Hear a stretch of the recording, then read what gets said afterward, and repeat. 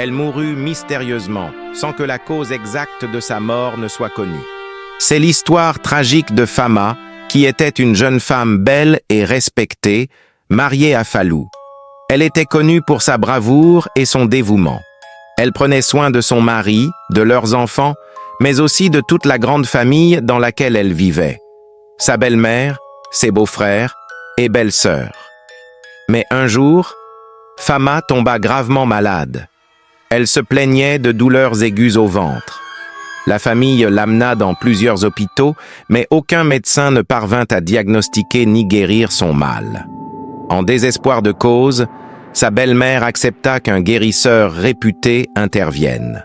Le vieux marabout administra des remèdes traditionnels, mais il était déjà trop tard. Fama était à un stade avancé. Elle mourut mystérieusement, sans que la cause exacte de sa mort ne soit connue. Après les funérailles, cette nuit-là, Falou, seul dans sa chambre, vit une silhouette assise dans l'obscurité. C'était une femme vêtue de blanc, lui tournant le dos. Pris de panique mais poussé par l'instinct, il s'approcha et découvrit, stupéfait, qu'il s'agissait de son épouse décédée le matin même. Il hurla de terreur et s'enfuit de la pièce. Alertés par ses cris, les membres de la famille accoururent. Essoufflés, Falou leur expliqua ce qu'ils venaient de voir. Incrédules, ils se précipitèrent tous dans la chambre, mais il n'y avait plus personne. La famille pensa alors que Falou, bouleversé par le deuil, souffrait d'hallucinations. Le père de Falou tenta de le réconforter, mais malgré tous les conseils reçus, Falou sombra peu à peu dans la dépression, incapable de chasser l'image de sa femme réapparue. 2 jours plus tard, alors que les membres de la famille discutaient dans la cour, une lumière étrange jaillit de la chambre de Falou. Paniqués, ils coururent voir, et cette fois, tous virent Fama, vêtue de blanc, marcher en silence dans la pièce, le visage fermé, rempli de colère. Pris de panique, ils s'enfuirent. Mais tous étaient d'accord. C'était bien Fama. Seul le père de Falou eut le courage de retourner dans la chambre.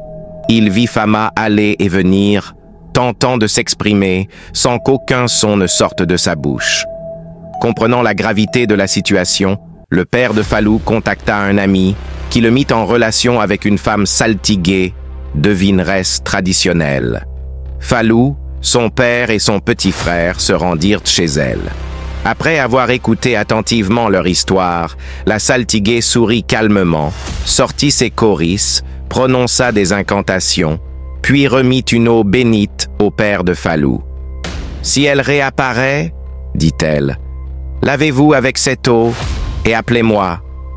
Je viendrai moi-même. » 4 jours plus tard, Fama réapparut.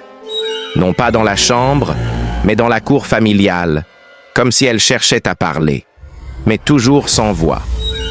Le père de Falou appela immédiatement la saltiguée, qui lui demanda de faire laver toute la famille avec le liquide.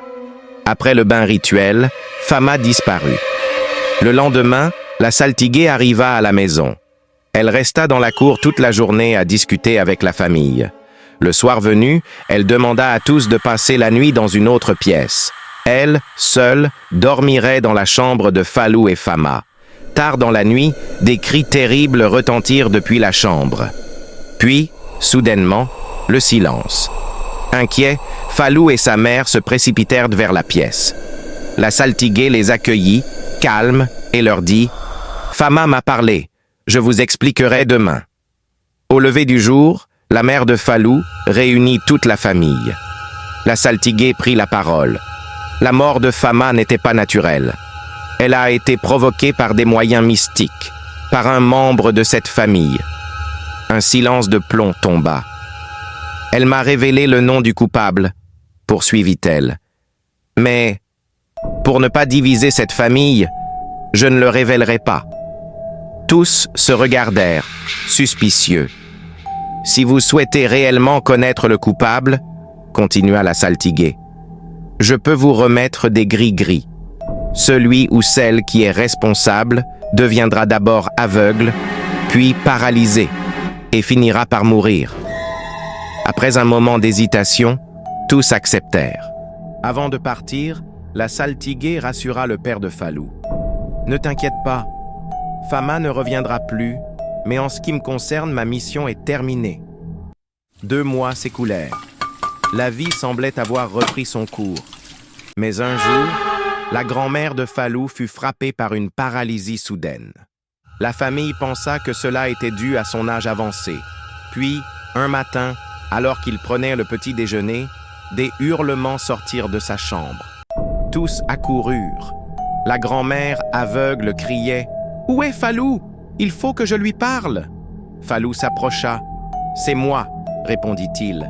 La vieille femme, les yeux éteints, prononça alors « C'est moi, j'ai tué ta femme. Je ne voulais pas que tu l'épouses. J'avais choisi une autre femme pour toi. Par jalousie et colère, j'ai provoqué sa mort. » Un silence choqué s'installa. Tous comprirent alors que les signes annoncés par la saltiguée s'étaient accomplis.